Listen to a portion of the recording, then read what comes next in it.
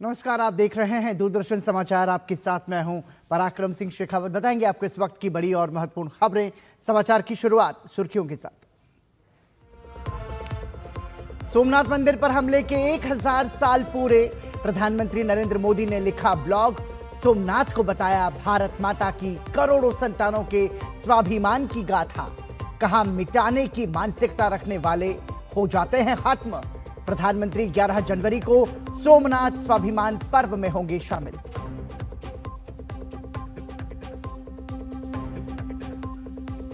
Jail में ही रहेंगे उमर खालिद, शर्जिल इमाम। सुप्रीम कोर्ट से नहीं मिली जमानत, अन्य 5 आरोपियों को मिली जमानत। भाजपा ने दिल्ली दंगों को बताया वोट बैंक का बड़ा प्रयोग। कहा टुकड़े टुकड़े गैंग का समर्थन करने के लिए कांग्रेस मांगे माफी।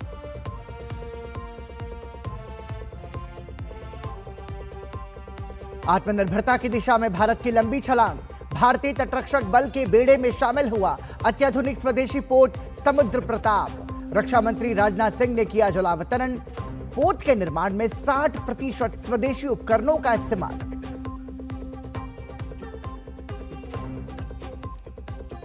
पंजाब में चरमराई कानून व्यवस्था। अमृतसर में सत्ताधारी आम आदमी पार्टी नेता की सरेआम हत्या सीसीटीवी में कैद हुई। गोली मारने की वारदात। भाजपा नेता शुजात पूनावाला ने कहा पंजाब में मुख्यमंत्री भगवंत मान और सुपर मुख्यमंत्री केजरीवाल मस्त हैं। कानून व्यवस्था ध्वस्त और जनता त्रस्त।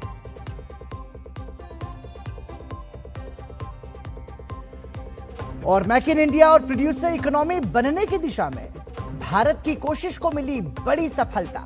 पीएलआई योजना के तहत दिसंबर 2025 तक भारत से एप्पल के आईफोन का कुल निर्यात हुआ $50 अरब से अधिक। आईटी मंत्री अश्विनी वैष्णव ने कहा प्रधानमंत्री मोदी के मेक इन इंडिया विजन का बड़ा नतीजा।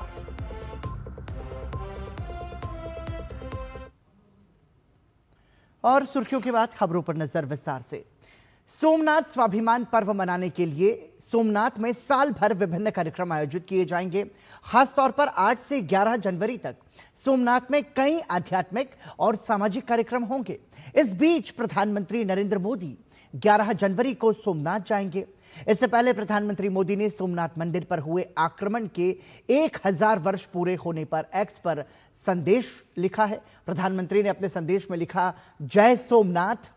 वर्ष 2026 में आस्था की हमारी तीर्थ स्थली सोमनाथ ज्योतिर्लिंग पर हुए पहले आक्रमण के 1000 वर्ष पूरे हो रहे हैं।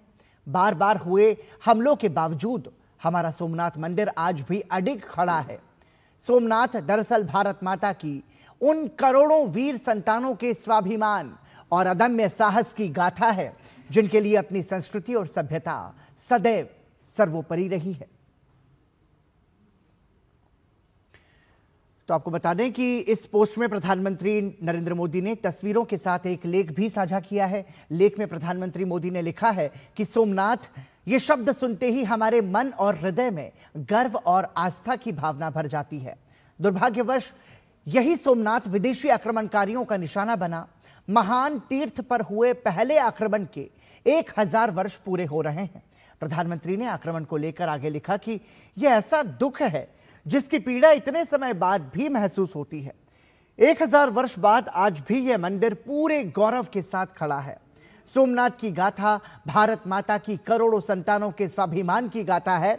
इसके लिए महान पुरुष और महिलाओं ने रक्षा के लिए सर्वोच्च बलिदान दिए।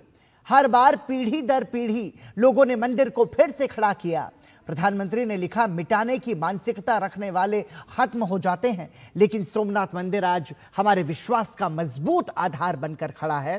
साथ ही प्रधानमंत्री सरदार वल्लभ भाई पटेल के योगदान का जिक्र करते हुए लेख में उन्होंने लिखा है कि आजादी के बाद सोमनाथ मंदिर के पुनर्निर्माण का पवित्र दायित्व सरदार वल्लभ भाई पटेल के सक्षम हाथों में आया। 11 मई 1951 को सोमनाथ में भव्य मंदिर के द्वार श्रद्धालुओं के लिए खोल दिए गए। वहीं तत्कालीन प्रधानमंत्री पंडित जवाहरलाल नेहरू को लेकर उन्होंने लिखा है कि तत्कालीन प्रधानमंत्री पंडित जवाहरलाल नेहरू इस घटना से अधिक उत्साहित नहीं थे। वो नहीं चाहते थे कि माननीय राष्ट्रपति और मंत्री इस समारोह का हिस्सा बने, लेकिन राजेंद्र बाबू अडिग रहे और फिर जो हुआ उसने एक नया इतिहास रच दिया। अगर 1000 साल पहले खंडित हुआ सोमनाथ मंदिर अपने पूरे वैभव के साथ फिर से खड़ा हो सकता है, तो हम 1000 साल पहले का समृद्ध भारत भी बना सकते हैं। यह संदेश प्रधानमंत्री नरेंद्र मोदी ने अपने एक्स पर लिखा था। आइए बढ़ते हैं अगली खबर की ओर। केंद्रीय मंत्री शिवराज सिंह चौहान ने तमिलनाडु के इरोड में एफपीओ प्रतिनिधियों के साथ चर्चा की। इस दौरान उन्होंने ग्रास रूट लेवल पर एफपीओ को आ रही वास्तविक समस्याओं को गंभीरता से सुना। समस्याओं के समाधान और एफपीओ के अनुभवों पर भी बात की गई। केंद्रीय मंत्री शिवराज सिंह चौहान ने एफपीओ को दिल्ली आमंत्रित किया ताकि अधिकारियों के साथ मिलकर समस्याओं का समाधान निकाला जा सके। सरकार की कोशिश देश भर में एफपीओ को आ रही समस्याओं के समाधान के लिए मैकेनिज्म बनाने की है।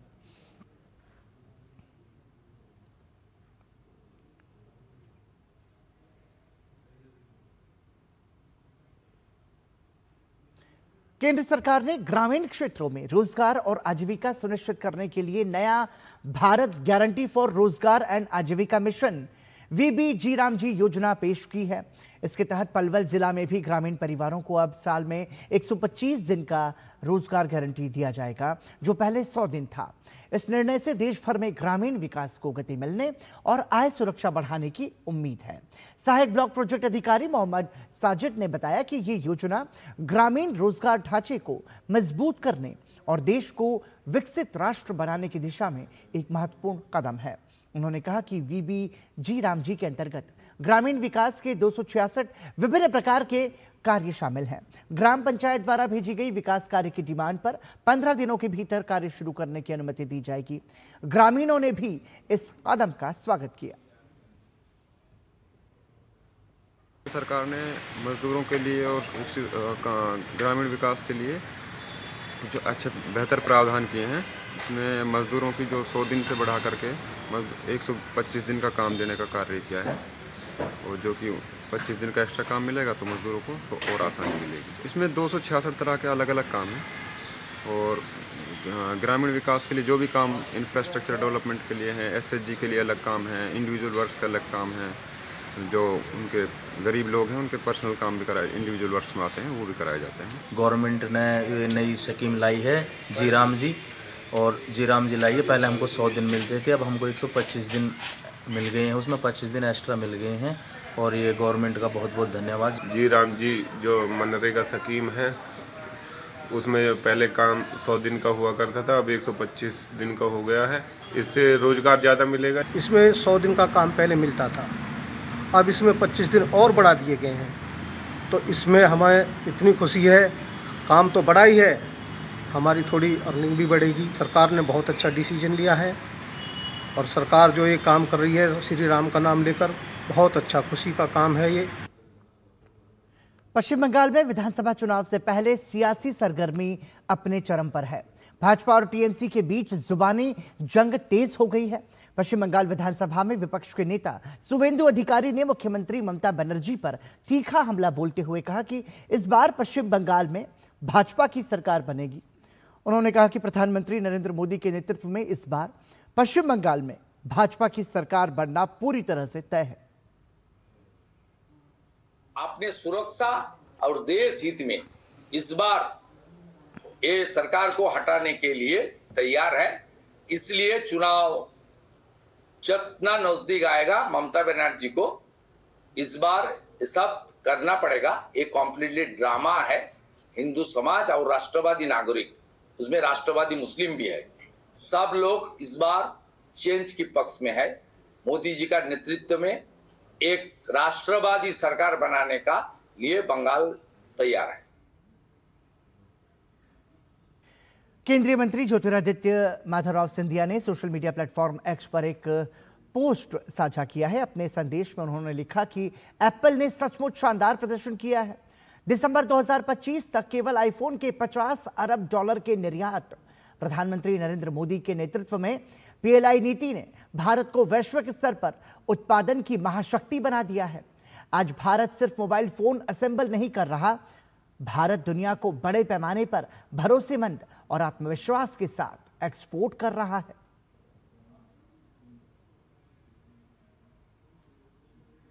और वहीं एशिया में कर व्यवस्था पर जनता का भरोसा सबसे अधिक देखा गया है, जिसमें भारत खासतौर पर आगे है। भारत में लोगों में कर चुकाने की नैतिक भावना और सरकारी वित्तीय व्यवस्था पर भरोसा मजबूत है। SECA, IFC, chartered accountants Australia और न्यूजीलैंड, CANZ और OECD की रिपोर्ट के अनुसार भारत के लगभग 45% लोग मानते हैं कि सरकार द्वारा इकट्ठा किया गया कर जनहित के कार्यों में खर्च होता है, जबकि 41% लोगों के लिए कर देना बोझ नहीं बल्कि समाज और देश के लिए योगदान है। 68% भारतीय किसी भी हालत में टैक्स चोरी को सही नहीं ठहराते और लगभग 80% लोग टिकाऊ विकास लक्ष्यों को पूरा करने के लिए अतिरिक्त कर देने को तैयार हैं। ACCA के भारत निदेशक मोहम्मद साजिद खान और CEO हेलेन ब्रांड ने कहा कि भारत और एशिया में कर प्रणाली को न्यायपूर्ण, पारदर्शी और जन कल्याण से जुड़ा माना जाता है। 29 देशों के सर्वेक्षण में पाया गया कि एशिया के लोग अपने टैक्स सिस्टम को अन्य क्षेत्रों की तुलना में अधिक निष्पक्ष और उपयोगी मानते हैं। वहीं दक्षिण पूर्व एशिया में लगभग 65% लोगों ने टैक्स को समाज के लिए योगदान माना।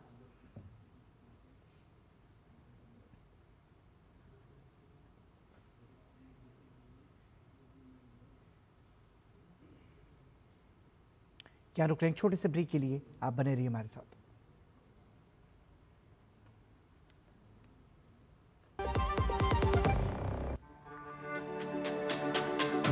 मेरी पसंद, मेरी पसंद, मेरी पसंद, मेरी पसंद, हमारी पसंद, हम सबकी पसंद। मजबूत देश का मजबूत सरिया हो गया स्टील। ब्रेक के बाद एक बार फिर आपका स्वागत। भारत की अर्थव्यवस्था में मजबूत नीतियों और बढ़ती खपत के कारण तेजी से सुधार हो रहा है। बैंक ऑफ अमेरिका ने 2025-26 के लिए भारत की GDP वृद्धि दर 7.6% और 2026-27 के लिए 6.8% होने का अनुमान जताया है। दूसरी तिमाही में 8.2% की वृद्धि के बाद भारत के आर्थिक आंकड़े बेहतर हुए हैं। RBI ने भी अपनी वृद्धि दर को बढ़ाकर 7.3% कर दिया। ईंधन खपत, वाहन बिक्री और कर्ज के बढ़ने से यह साफ है कि अर्थव्यवस्था में मजबूती आ रही है। सरकार जल्द ही नए GDP और महंगाई आंकड़े जारी करेगी, जिससे तुलना और समझना आसान होगा। रिपोर्ट के अनुसार आने वाले समय में सरकारी नीतियों का समर्थन भारत की आर्थिक वृद्धि में बड़ी भूमिका निभाएगा। RBI ने गवर्नर संजय मल्होत्रा के नेतृत्व में 2025 में कई बार ब्याज दरों में कटौती की। इससे कारोबार और निवेश को बढ़ावा मिला और अर्थव्यवस्था की रफ्तार भी बनी हुई है।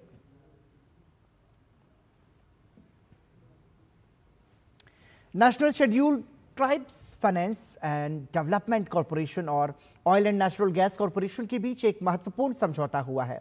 इस समझौते के तहत ONGC की CSR के तहत प्रदान की जाने वाली धनराशि एकलव्य मॉडल रेजिडेंशियल स्कूल्स में इंफ्रास्ट्रक्चर डेवलपमेंट और कैपेसिटी बिल्डिंग के लिए खर्च की जाएगी।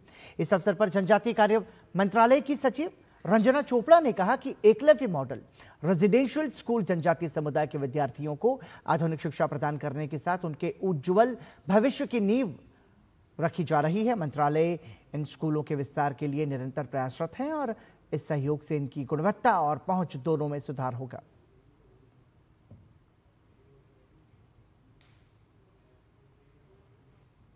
Very heartening for us to know that children are taking admission in engineering colleges, medical colleges, pharma colleges.